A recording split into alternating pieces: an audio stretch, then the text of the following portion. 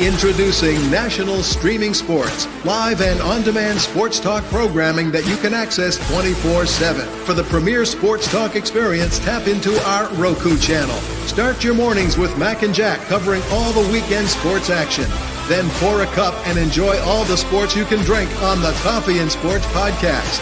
At midday, talk sports from east to west on the Coast to Coast podcast. Followed at night by some hot girl talk with Prim and Proper Sports featuring Sonja Pearson. Talk boxing on the Gloved Fist. Yankee fans tune in for Start Spreading the News. And there's more on the College Sports Huddle and Sports Scope with Robert Butler. There are 20 podcasts in all and 70 weekly shows giving us a 3.4-star viewer rating. To find us on Roku TV, search for National Streaming Sports on the Roku search bar. Click on the logo and you're in. National Streaming Sports, live and on-demand sports talk for America. National Streaming Sports is brought to you in part by BetUs.com, designed for true fans. NFL odds, Week 1 and futures. College football odds, including Heisman Trophy favorites and playoff odds. NBA odds of division winners and playoffs. Major League Baseball playoff and World Series odds. The National Hockey League Conference playoffs and Stanley Cup odds. And boxing wagers. Betting opportunities include versus the spreads and outright winners, also during the game. Use our link on our website, nessp.info, the Bet Us Opportunities webpage, for a 125% bonus on your first 3 deposits. Must be 21 years old, and remember, bet responsibly. Football season is here, and SeatGeek is my go-to for buying tickets. Now with SeatGeek, every single ticket is backed with their buyer guarantee. We've all had plans change, and when you can't make it to the big game, SeatGeek has you covered. They're the only ticketer that allows you to return your tickets ahead of the event for credit with SeatGeek swaps. So when things come up, I know that my tickets won't go to waste. So what are you waiting for? Download the SeatGeek app to maximize your possibilities and shop live events with confidence.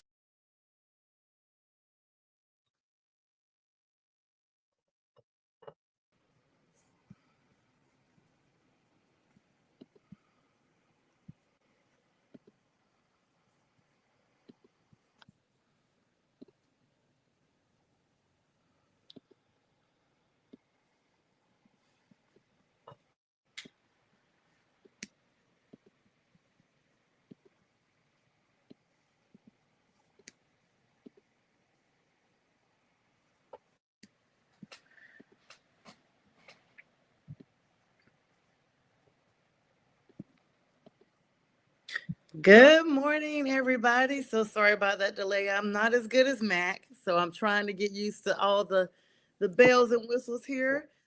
This is the Mac and Jack show with Jack Hirsch, Keith Engle, and I am your interim co-host of the show. On behalf of Mac, I'm Sonja with Prim and Proper Sports. Good morning, gentlemen. How are you all? Good morning, Sonja and Jack.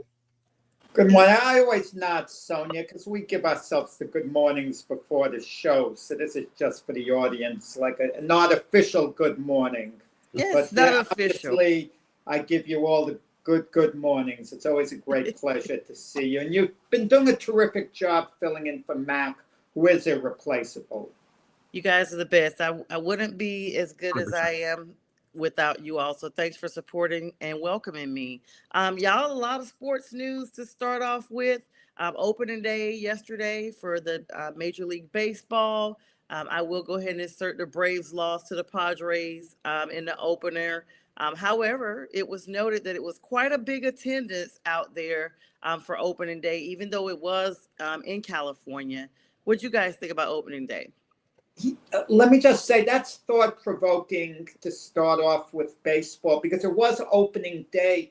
So what actually is a bigger story in sports? The NCAA men's tournament that's going on at this moment. No disrespect to the women, but the women's NCAA tournament doesn't compare to the men's as far as interest goes. Let's be honest about it. But what's a bigger story? Opening day in baseball, which is just one game, 1 out of 162, which in reality isn't that important. But it creates such a buzz, or the NCAA tournament, which is more exciting to see who gets in the Sweet 16 or opening day.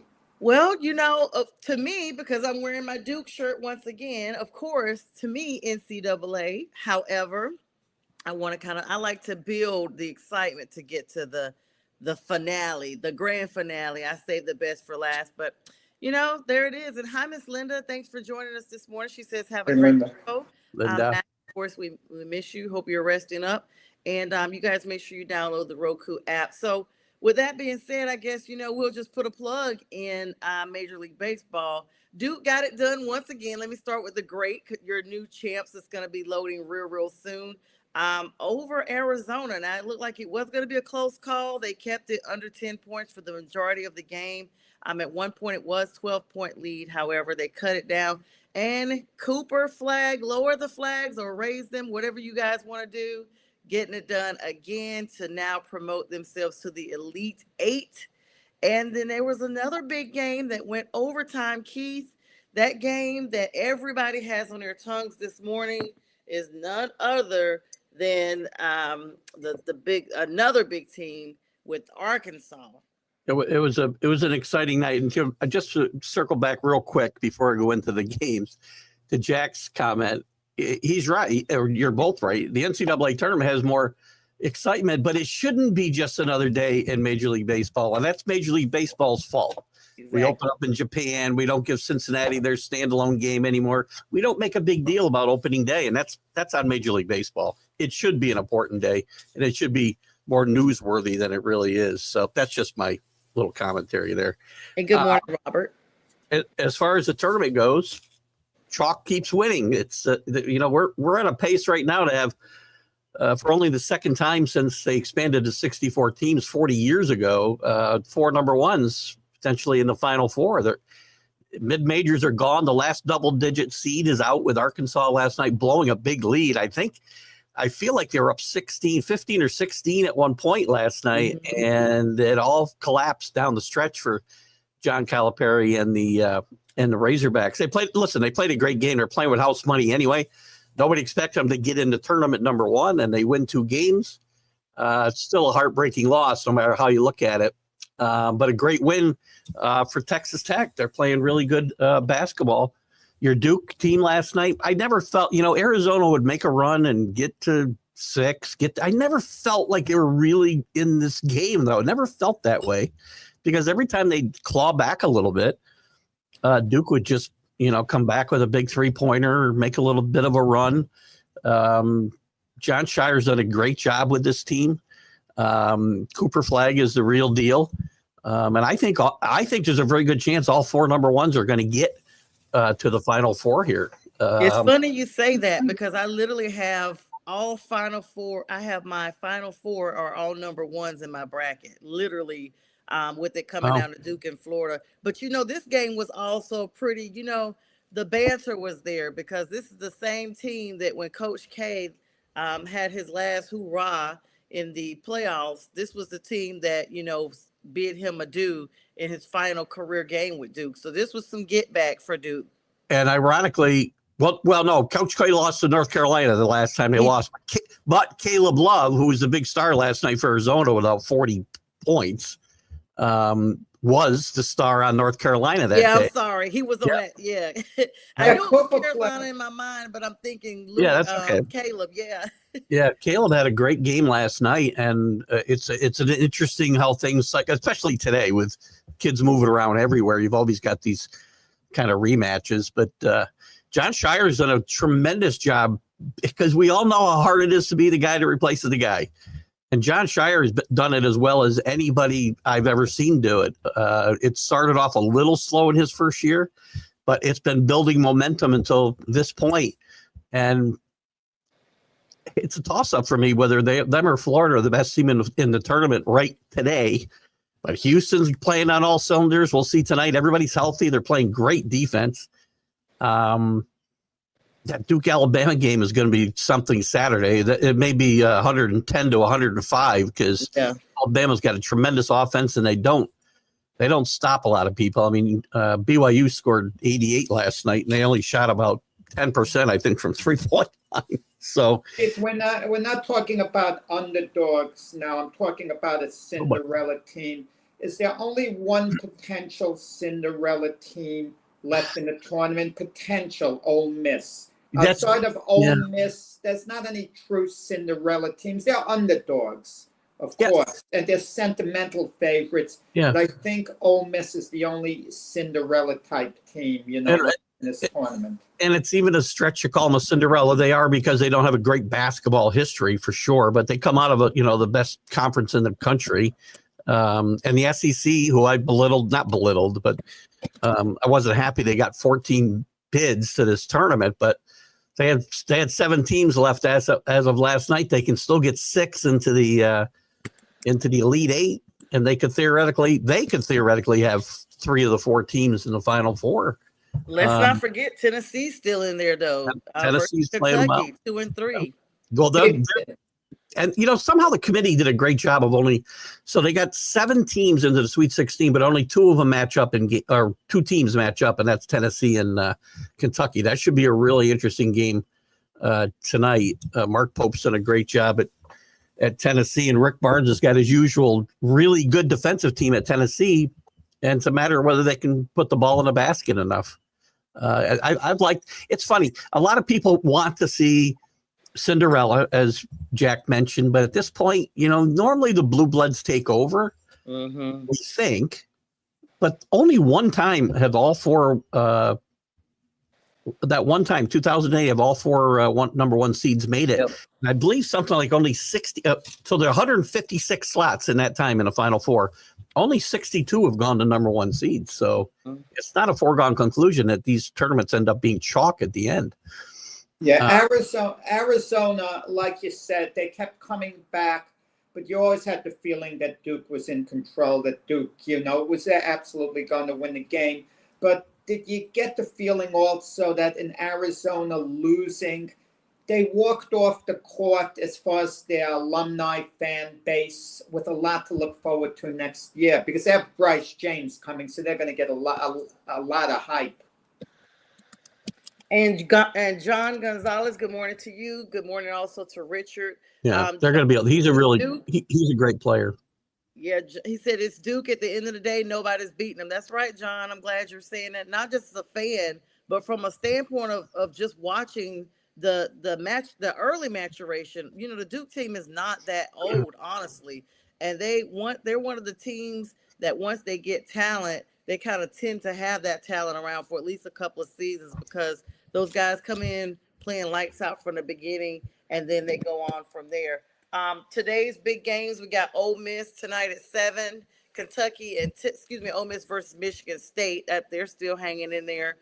Kentucky versus Tennessee, we talked about that. Michigan and Auburn going to be another big game at 9:39 tonight. Purdue and Houston at 10 o'clock, and then all the winners from yesterday's game will be facing each other for the Elite 8 as well on tomorrow. Just a very exciting weekend, very exciting time. March Madness is always a great time of year for so many people. It's interesting too. I mean, these are all great matchups in the Sweet 16. We're guaranteed to have colossal matchups in the Elite 8, but we're not seeing a lot of close games. Last night was the first overtime game in the entire tournament.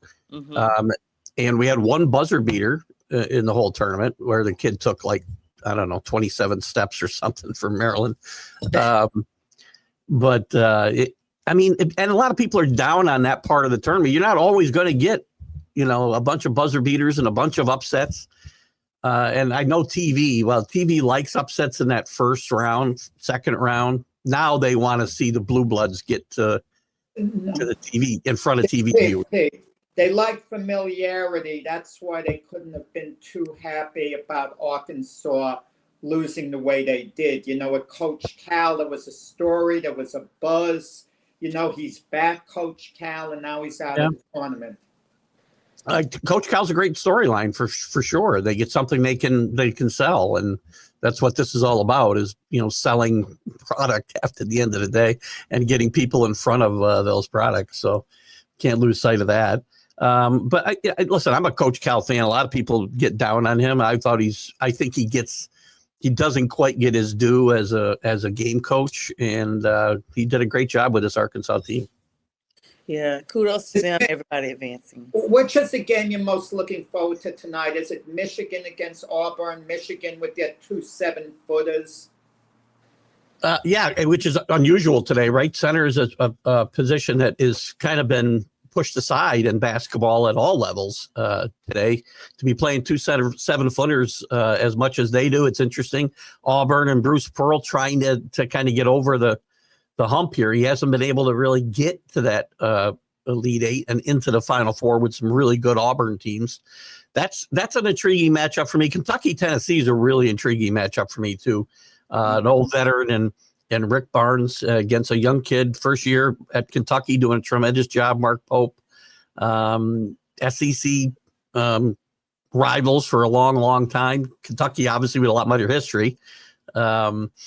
But I think that one's an interesting game as well. They're all interesting to me. Michigan State's interesting because I picked them to win it all. So, and you see a little different basketball out of teams like from Tom Izzo than you do, say, Duke and Alabama. They're pretty out there, but they're effective. Yeah, John said he's surprised with the game with Arkansas, with them losing and everything. But, it's March Madness. It's just a tough loss. I mean, they were ahead. They were in control of that game late into the second half. It looked like this game was pretty much over. And Texas, yeah, they were playing really good basketball. Yeah, young team.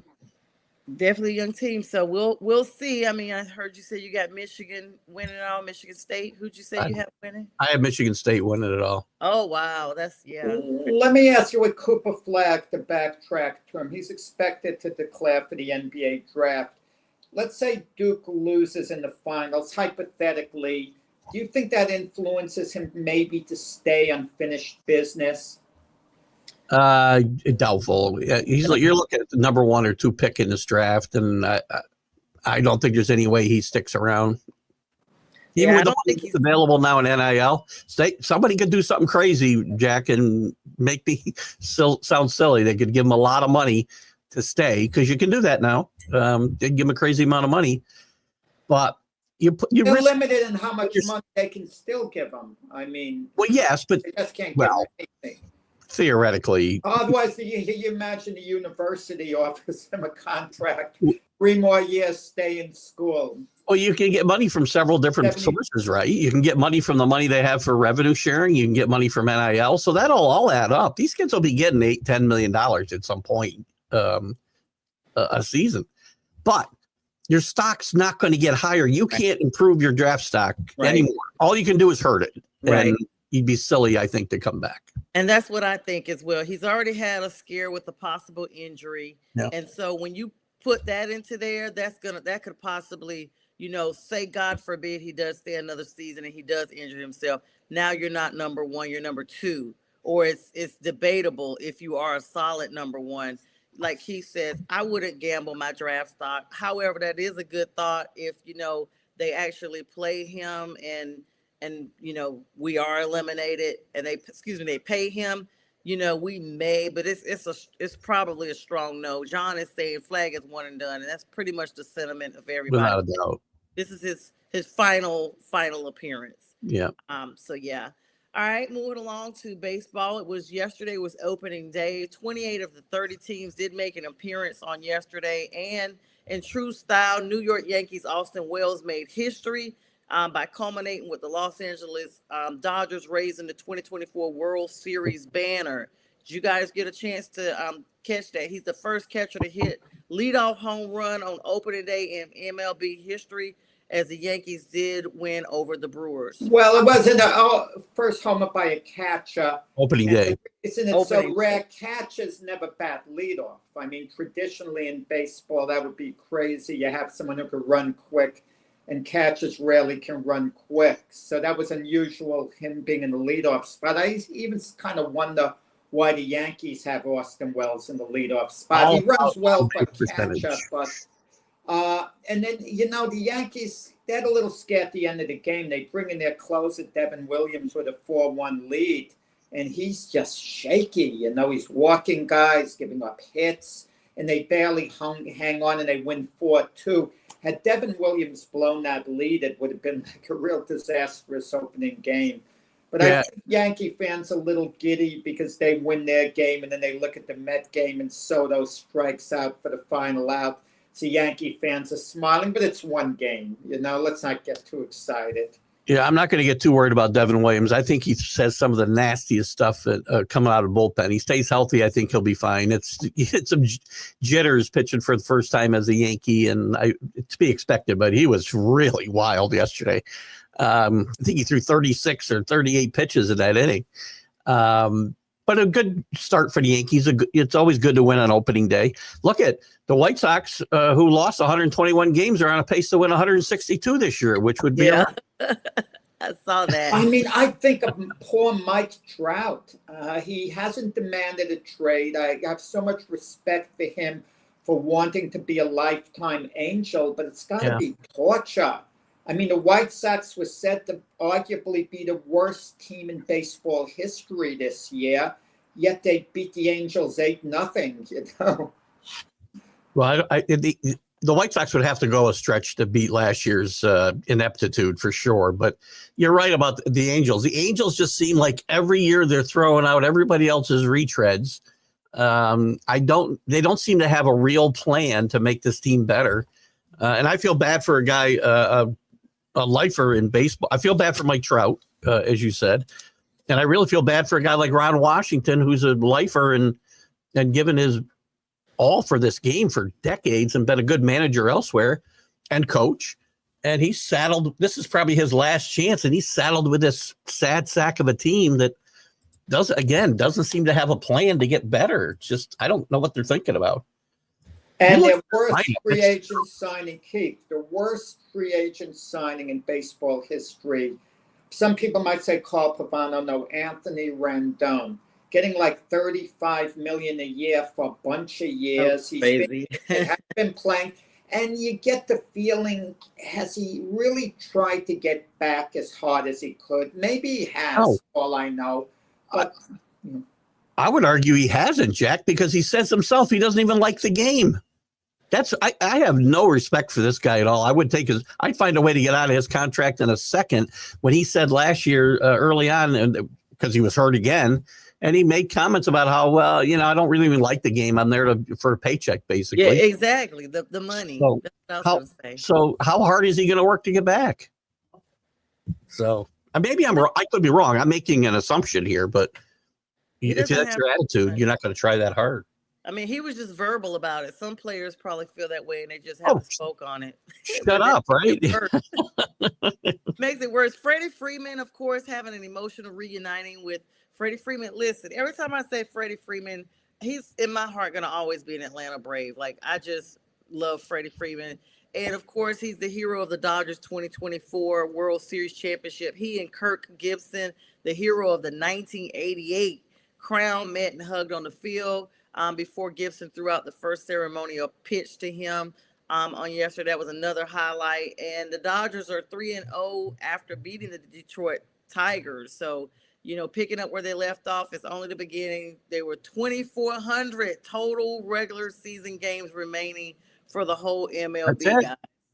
God, I feel like we just started. We only got 2,400 left. That's crazy.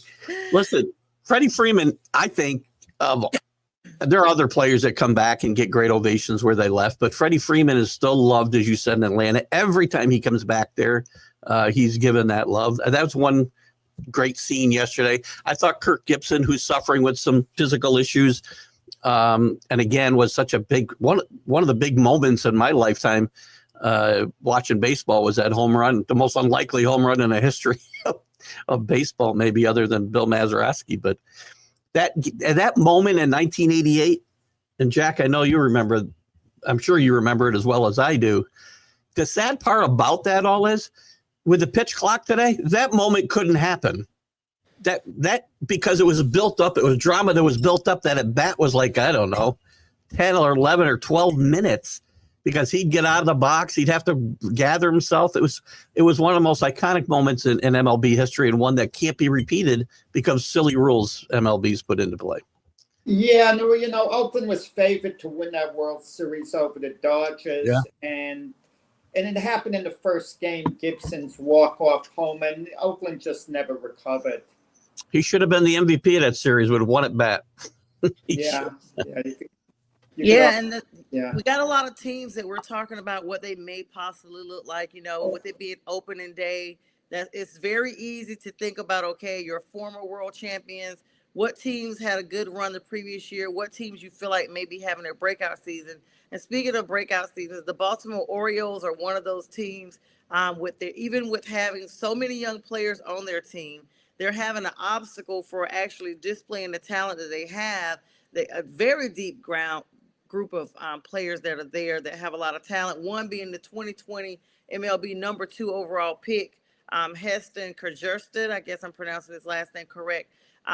He's heading into the 2021. He was already in the top 100 prospects across a lot of industry lots, and he's still there until graduating from that until 2024. Excellent in the minor leagues, etc.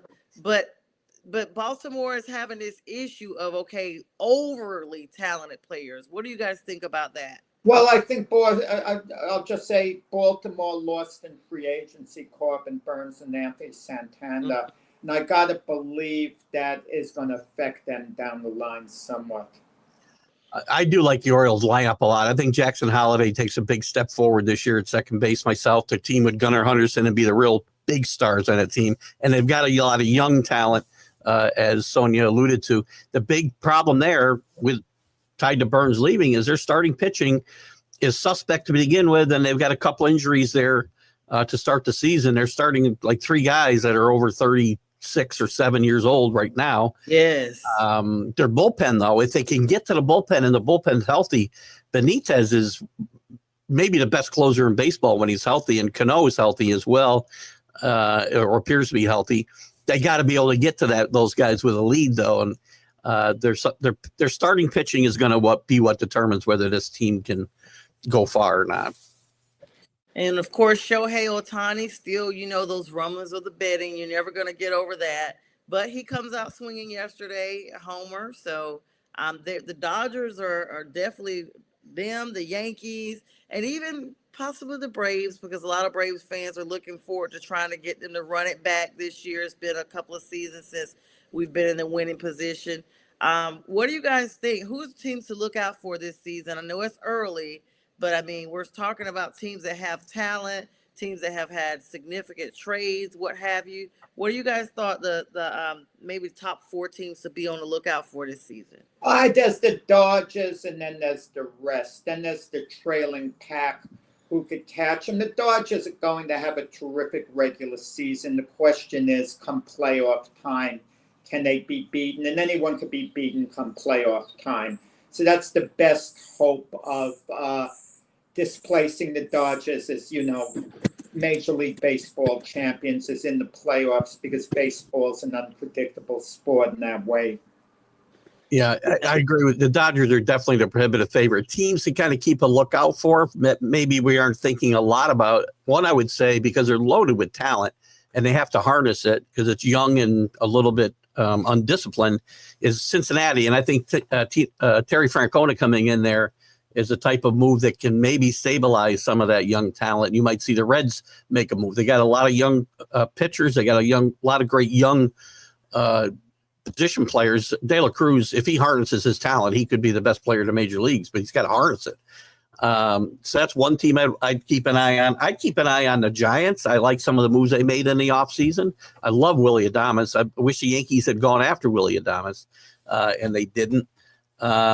Braves are always going to be tough because they're a well-run organization. They find a way to get guys to step up when they lose pitchers. They get guys off the scrap heap like Chris Sale, and they win the Cy Young. They're very good talent evaluators, and they find guys that maybe aren't going to be stars. You can remember George Solar coming in there, and Jock Peterson in previous years, and Duvall, and all contributing to this team playing well. None of them superstars, but they're great at evaluating talent that has what they need, as platoon players or whatever it might be. So I keep an eye on them, and then somebody's got to win the AL Central. So Any one of those 4 teams, except the White Sox, I should say. Just for the record, I picked the Dodgers over the Tigers in the World Series. I like the Tigers. I like AJ Hinch is a good manager. They got some good young talent. If Gleyber Torres, doesn't destroy them on the bases or elsewhere, they'll be okay. You mentioned Willie Adames before. He never seemed to be that interested in becoming a New York Yankee. He seemed to want to be a San Francisco Giant. So I don't think the Yankees were all in on him. He wasn't really all in on them. A little bit of a storyline with the Cardinals with Arenado, hitting a homie yesterday, getting a curtain call. Cardinals couldn't get rid of him in the offseason, and he's a potential Hall of Famer. But no one wanted to pick up the contract. The Yankees obviously would have welcomed him for a low price, but they weren't going to pay the money owed him, and I don't blame the Yankees for that. Well, it's hard. As big as that hole is at third base right now, it's hard to – you've already taken a shot at Goldschmidt rebounding and Bellinger rebounding. Counting on a third guy would be tough. Now, if he gets off to a good start, he's a guy who probably will – because I don't expect the Cardinals to do a whole lot this year. I think Arenado will probably be a trade chip mid-season. You could see him going to a team like the Yankees or another contender that needs help at third base. But great story yesterday for sure. Yeah, and good morning to you, Carlos. Carlos is saying Baltimore is young. Carlos also adding that he has them in second. Relief pitching is key for them. They need to close out games. And, of course, John adding, don't overlook the Red Sox in the American League. East Braves will win national. I think the Red Sox are going to win the division in the AL League. I think the Yankees get into the playoffs as a wild card.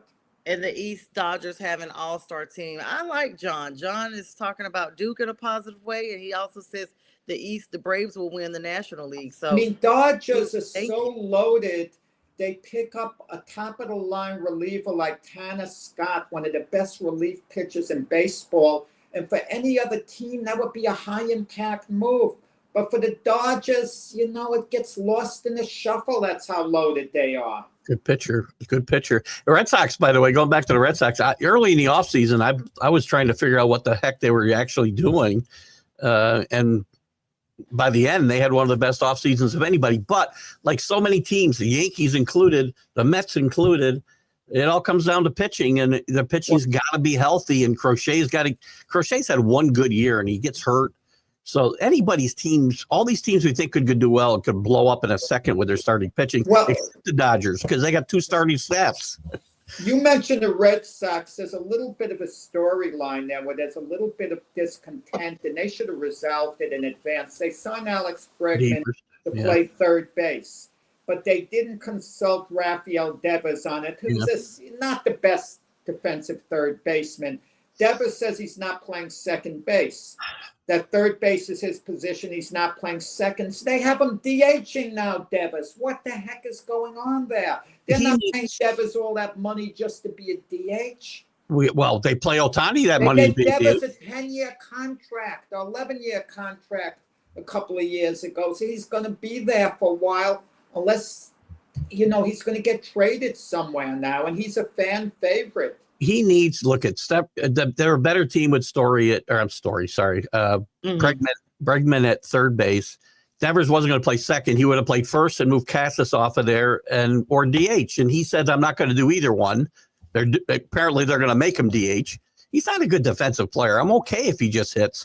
He's making money. That's on the team. They paid Ohtani to do the same thing, $75 million a year. Absolutely. Keith, you know what they should do, these teams? A player says he's not going to play that position. You put his name in the lineup in that position. If he doesn't take the field, you don't pay him for that game. You don't pay him and let the union appeal it. And if he takes the field, you expect him to make an effort out there. He's not going to dog it or so on. I've never heard a lot of bad things before this about Devers, so I'm assuming he's going to go along with whatever the team wants him to do. He'll get along at some point. I don't think he's going to cause a huge problem. Maybe I'm wrong, but he's a very good hitter. Not a great hitter, by the way. This isn't Ohtani we're talking about or Aaron Judge. He's not as good as either one of those guys, for instance. His batting average still leaves a little bit of desired. But if you want to be a good team player, do what's best for the team. Let's get off the position and let the better guy play there. Yeah, definitely let the better guy play. And like we said, lots of baseball left. It's just opening day. Well, I do let me want just say to one add, thing, Sonia. Let me just cut in. Watch that I'm finger, sorry to Jack. cut in He's- because I don't want to lose the thought. When you talk about a player buying in for the team, making a move, kudos to Jose Altuve going to left field for 100%. Houston. Future Hall of Famer. He could have rebelled and made a big fuss, and they probably wouldn't have moved him to the outfield. But he did. He thought what was best for the team, what he was asked to do. Didn't argue, and he embraced his role. I'm sorry I cut in. no, But it's I okay. want to lose that thought with The, Jose the Altuve. downside Even though there we is he's don't not like very him, good. even though we don't like him, if you're a Yankee fan, for the past, you got to give a guy a credit. Let me as Credit. a huge Yankee fan, let me just one of us at least knows Jose Altuve is going to be a first ballot Hall of Famer, well, no matter what anybody else says. And he's not doing a great job out there in left field, by the way. He may end up being a DH at some point too. Yeah, and speaking of, you guys kind of plugged in Shohei as we wrap up the baseball segment and move over to NFL and some draft news there. The interpreter, as timing would have it, with this being opening season week day, what have you, his interpreter Ipe Muzara was supposed to be reporting to prison this week for a 4-year stint. I never realized he got that much time, you guys. 5 years 5-year total prison term. I think he's supposed to be serving like 4 and some change on it, but his 4 years and 9 months, so nearly $17 million, such a disgrace for baseball because he was supposed to be bridging the Japanese culture with American culture, with the Japanese athlete and Shohei. And so with English speaking teammates and fans, etc., and just a straight disgrace. But his prison start time has been delayed. No reason why that has been. It's under seal by the government. They haven't said why they've, delayed his appearance, his reporting in, what have you. But we're never going to forget that. We're never going to forget that because Shohei is such a big player, and everyone still has their personal thoughts on that process. As opposed to the knowledge Shohei may or may not have had, but he's still standing, guys, and looks like he's still balling out and will be for time to come. Yeah, I didn't even know they delayed his situation. I think the story will probably fade into the background pretty quickly once he does report to prison. Because again, and I may be in the minority. I think I am. I don't think Ohtani knew anything. I think he's probably the dumbest player in the history of Major League Baseball, but that's just me. Well, why would you get that, Keith? I mean, Ohtani trusted the interpreter and everything, and that's why he's dumb. Again, nobody steals $17 million from me without me knowing it. I can tell you right now. Yeah, that's my point. Well, I'm writing a book right now. I'm 75-80% through on Michael Spinks, and okay. And people know this. It is public knowledge that a lot of his money, let's put it this way, was misplaced. You'll have to read the book when it comes out to get the inside story and everything that happened. But athletes sometimes are naive. They're trusting. They have agents, for example. They have financial institutions that represent them. Someone can do something wrong on their behalf. I agree. And it doesn't make them dumb that way. There's a chain of command of trust that you have in society. If having that much trust in anybody without some checks and balances does not make you the smartest man on the planet. No, yeah, obvious. But the interpreter had access to some of his money, but not all of it. For example, a certain amount where he was able to skim and do certain unethical things.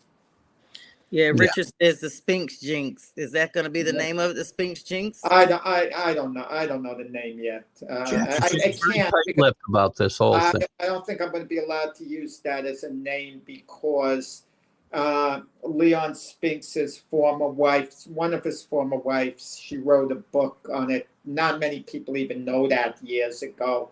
I don't think it sold much, but it had that particular name. I'm looking forward to this book. Michael Spinks, yeah.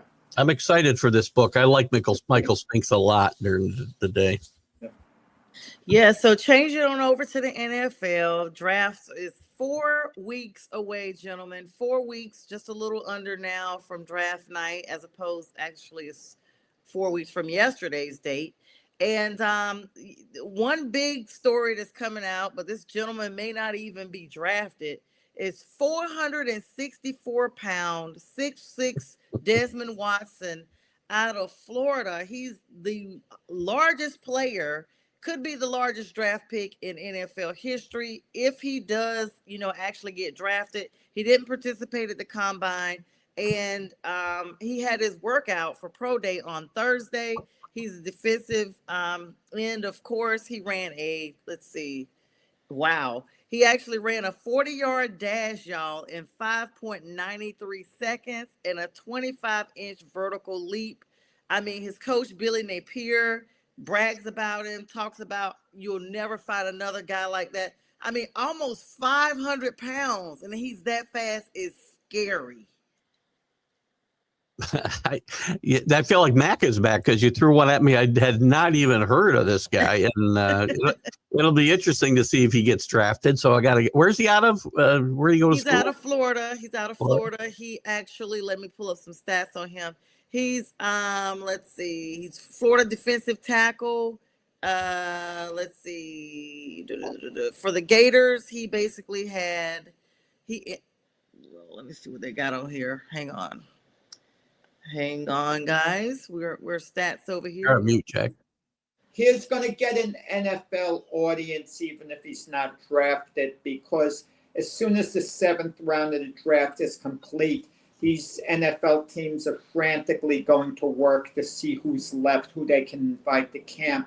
In a certain sense, it might be better for a player who, once they get to the 7th round, not to be drafted in that round, as long as their ego can accept that, because then they could have their choice of team, which camp to report to. Great point. Yeah, he'll be Mr. Irrelevant in the draft. Well, I mean, we had the dancing bear that went from UGA that was a big guy, and he made a statement, and they pulled him up. I mean, he weighs close to 400. This guy just happens to be bigger, and so. Sonja, who cares? No one knows the guy's name. Let's. Well, it made headlines. So Yahoo News. It made headlines. I don't even know his name. Keith doesn't know his name. What headlines are we talking about? Jack, headlines.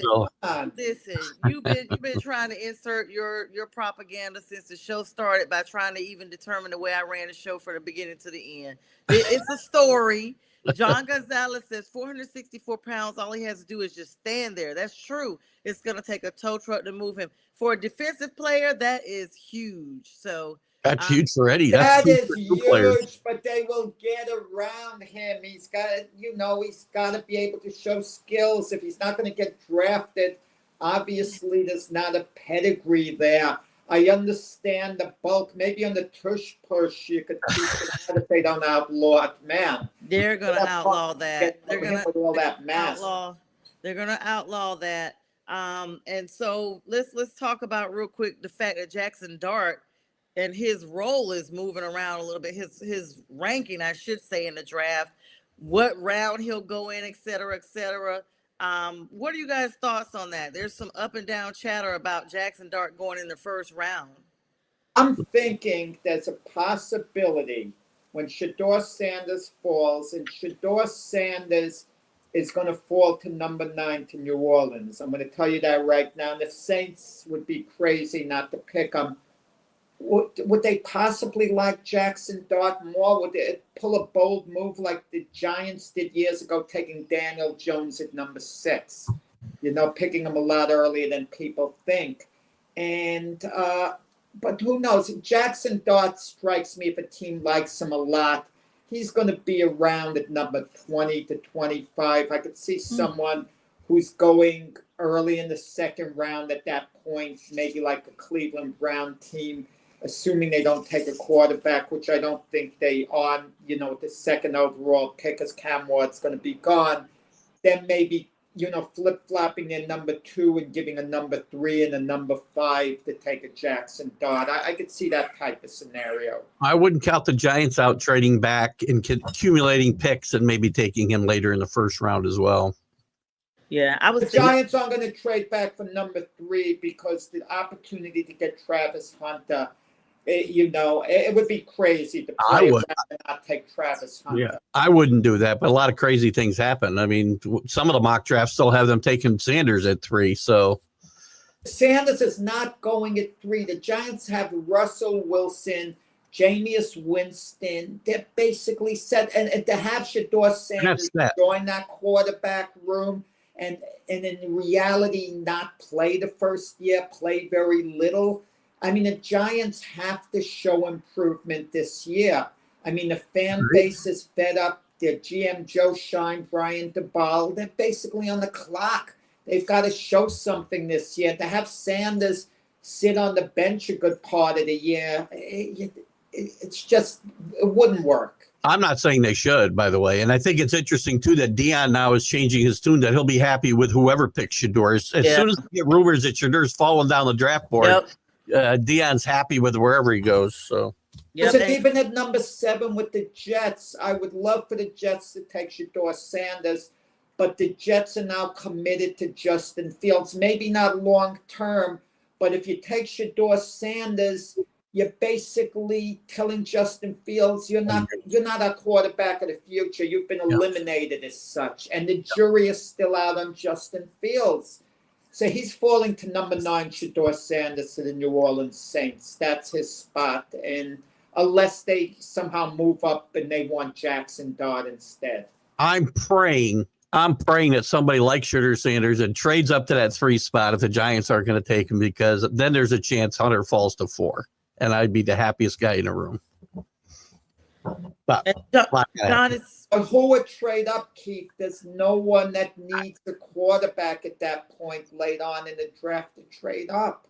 No. And by the way, there's still a chance. I mean, the Browns may take him at 2. There's still that chance. If Browns take him at 2, then Carter goes at 3. There's a chance. I mean, Hunter could go anywhere 1 to 4. He should be 1. He's the best player in this draft easily. But I could see him falling still to 4. Well, part of it is you put Abdul Carter with Myles Garrett,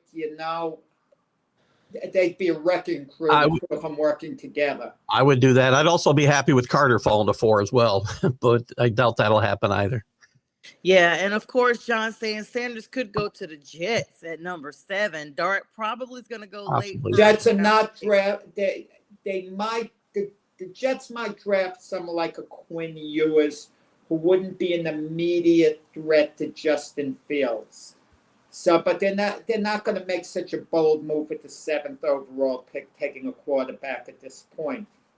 Yeah, John agrees. John is saying the Giants are taking Hunter. He's the best player in the draft. Speaking of best players in the draft, I kind of want to insert one other person that we're not talking about that much, but I do want to ping in on what Keith said. Now Dion is retracting some of his pomp and circumstance that he's basically promenaded the entire draft with, hey, I'll get involved if my son doesn't go to a good team, and him and Travis Hunter. Basically, he's saying either one of them, he's going to secretly get involved. He's going to be like the Mannings. Now, all of a sudden, he's retracted it because the banter is there so loud. The talk is so loud about how he's inserted himself in his draft process that people have just said, it's very off-putting. They're willing to overlook the talent that Shedeur possibly has in some situations because they don't want to deal with the daddy strings. I'm going to tell you what it's going to be kind of interesting because Deion Sanders loves Travis Hunter. That's his guy. And imagine when the Giants go number 3 and Shedeur and Travis Hunter there. And Deion, in the worst way, would want Shedeur to play for the Giants. But if they draft Travis Hunter, Deion will have to put on a smiley face, because they're drafting his boy. Great selection by the Giants, he'd be saying. But, Shedeur could conceivably fall into the 20s. He could be this year's version of Brady Quinn. Or Aaron Rodgers, he felt as well, his draft. Yeah, I Aaron don't remember Rodgers, 20. exactly, Keith. The year that Aaron Rodgers fell, for some reason, I have a blank there. Where was he projected to go? Top 5. Yeah, 5. He really was. Top. He was projected top 5, and I mean, wow. a lot of predictions, top 5 for sure. I mean, we see it all the time, including, unfortunately, even some people doing things just as low as like releasing video or audio of players right before draft to tank their stock. And so we've seen it. I can't remember who the player was. They had a video of him, smoking marijuana right before. Maybe Warren Sapp fell in the draft. Well, him too. Not quite as far, I don't think, though. Yeah, in recent years. One player we're not talking about will really accentuate the Bills' offensive line with Josh Allen, and that is the number 1 wide receiver in the draft, Luther Burden III out of Missouri. His name is out there as being a potential good option for the Bills. They're going to be drafting towards the end of the draft anyway. Tavarius McMillan is considered the best receiver. Tavarius McMillan is the Panthers are actually considering him. But as far as wide receivers who are basically the most explosive prospect for this year, they're talking about Luther Burden III being that person because he's a pure first wide receiver drafted because 5'11", 205, and just so much more explosive than McMillan is, according to stats. McMillan's going to be a top 10 pick. Burden might be the best value pick because he'll get picked towards the end of the first round, probably, unless somebody else smartens up. He's definitely in the top 2. So that'd be a great pick for anybody. If the Bills get him, that'd be a tremendous coup for them to get him at the back of the first round, for sure. Yeah, and that's probably going to be – that's why they're mentioning with the Bills, because we know the Bills are going to be towards the end picking, I think, number 30, 29, 30, one of those. Keith, the Patriots addressed their wide receiver issue with Stephon Diggs. I mean, are you happy with that signing? It's a lot of money. I said this the other night. It's a lot of money for a 31-year-old wide receiver coming off an ACL, but they can fix these things better than they used to, obviously. When he is motivated and happy, he'll be a great guy to have on that team. And he'll be a good a weapon for Drake May to continue his growth. As soon as he's unhappy, this will become a problem, I'm afraid. And they're only locked into him for about $26 or $9 million. So they could cut bait after a year and probably not get hurt too badly. If it works out, it's a home run for this Patriot team who needs that type of wide receiver if he's still that player or anything resembling it. He was having a good year last year before he got hurt very quietly. So I'm reserving judgment a little bit, Jack. I'm hoping for the best, and the worst won't catch me by surprise, if you will, if that's fair. Yeah, and another big thing, I'm glad you brought up the Patriots, Jack, because I was about to ask Keith what his thoughts were on possibly trading Joe Milton III. The Saints have their eye on them. I know you guys are trying to move some players around. It's a good possibility he may be traded before the draft. What are your thoughts on that? I'm okay. They come away with a 3rd or 4th round draft pick for Joe Milton, and I'm fine with that. You can give it to me now. He's not going to play here. I'm not sold that he's going to be an NFL quarterback. I've seen him play against, 2nd and 3rd string defenses, basically the little time that we've seen him. So I'm not that excited about Joe Milton like other people. This happens all the time, right? We all fall in love with other teams' backup quarterbacks all the time. And it doesn't often work out. I mean, it does sometimes, but not often. So, yeah, but if Milton was coming out of the draft this year, hypothetically, if you put him in the draft, some team would draft him 3rd. Potentially, a team might even draft him in the 2nd round, potentially. That's a big leap from 6 where he got picked last year. Oh, well, no, I understand that. But in reality, you have to admit, if he was coming out of the draft, I don't think he would last till the 4th round. Well, it's a much weaker draft this year, obviously. So that does track a little bit. He wouldn't, I don't know about 2nd round, Jack, but he'd definitely go before the 6th round. I'll give you that. And John is saying that the Pats are going to be taking Will Johnson. So that's Will Campbell would be the guy they'd take the tackle out of LSU most likely if I was wondering if he's talking about plays out. I think John might have misspoke there. Yeah, we unfortunately have to insert this one person because we're going into the weekend now. We have to talk about it. Looks like Aaron Rodgers and the Steelers have a contract in place. However, Rodgers has not accepted it. He's continuing to mull it over. He's still considering trying to see if the Vikings, even though they've committed to McCarthy, he's still trying to see if they'll give him a call or if he decides to actually retire. This has just been an ongoing saga in true Aaron Rodgers style. It's so soap opera-y at this point. And I think they gave him until Sunday to make a decision, guys. This is the worst possible. Well, you're saying the Vikings gave him till Sunday? Or no, the Steelers. No, Steelers, yeah. But he's trying to still see if the Vikings may call him, even though McCarthy. McConnell has said they're not interested, but there's been talk this last few days a week that they're reconsidering possibly offering him a backup role. He wouldn't start theoretically, or wouldn't be guaranteed to start anyway. This is the worst possible scenario for Aaron Rodgers joining any one of these teams because he's going to join the team that doesn't have a chair at the end of the music, right? The Giants said no. Everybody said no. So he's going to go to the team he least wants to go to, most likely, in the Steelers. And it's not going to be a great fit. As a lover of chaos, I'll enjoy watching what happens there with him and Mike Tomlin and Metcalf and the other nut job on the other side. What's his Pickens? And he's up there with Arthur Blank, their offensive coordinator. Excuse me, Arthur Smith. Yeah.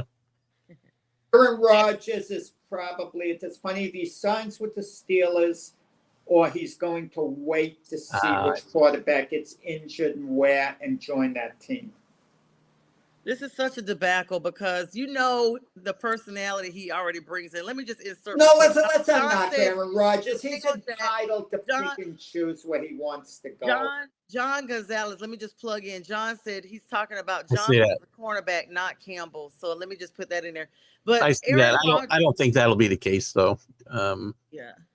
Aaron Rodgers, as we get ready to wrap up the last minute and a few seconds here, Aaron Rodgers, this is such a debacle for him. I mean, he's just carrying over this same personality. And now it's not the enthusiastic attitude that you usually see when a player comes onto a team. And somebody with the name of Aaron Rodgers, the stature that he once, brought and in some circles still may bring, it's a bad taste in a lot of fans' mouths. It's like, do you even want him to be on your team now, knowing that he's already caused such a drama in the trade process? I just want to say the Steelers strike me for the first time since Mike Tomlin's been their head coach as being dysfunctional, really dysfunctional. You get the feeling that Tomlin is worn out and he's one losing season away from the fan base going crazy and wanting to boot him out. There's discontent as is. And you look at the wide receivers, DK Metcalf, who demanded being out of Seattle, George Pickens, who's been a head case. You just get the feeling that dysfunction there, unless he goes to the Steelers and their defense is lights out. That's the only hope for success there, I think. Najee Harris, they let go. For $5 million a year. Yeah, oh, come on. Listen, the Steelers have always been a team that felt like they had an identity. They haven't felt like they've had an identity for the last 3 or 4 years in my mind, and they're just kind of rudderless. Yeah, we'll just have to wait and see how that goes down. Guys, it's been great having the show with you, Jack and Keith as well. Matt, we miss you. This has been the Mac and Jack Show. Thank you all for all the likes, love, the comments, everybody who shared. And stay tuned. Lots of big shows on the Roku network throughout the day. Keith Engle, myself, and a lot of other shows. Robert Butler, Bo Crouch have shows throughout this day. Download the app and stay in the know. And we wish you all a good day, and a good weekend. Join us on Sunday morning for the Sunday Morning Big Sports Show. And with that, we will bid you all a great day. Have a good day. You're watching National Streaming Sports. Over 20 podcasts, 70 shows, and a 3.5-star rating on Roku TV.